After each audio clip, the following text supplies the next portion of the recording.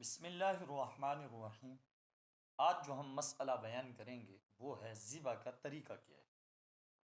ذبح کرنے کا طریقہ یہ ہے، جانور کا رخ قبلہ کی طرف کر کے چھری ہاتھ میں لے کر بسم اللہ اللہ اکبر کہہ کر اس کے گلے کو کاٹا جائے، یہاں تک کہ 4 رگیں کٹ جائیں۔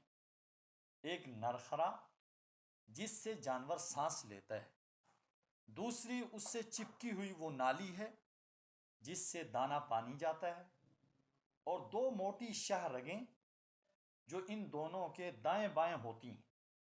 اگر ان 4 رگوں میں سے 3 رگیں کٹ گئی تب بھی ذبح ٹھیک ہے، اس کا کھانا حلال ہے، اور اگر صرف 2 رگیں کٹی تو وہ جانور مردار ہو گیا، اس کا کھانا ٹھیک نہیں ہے۔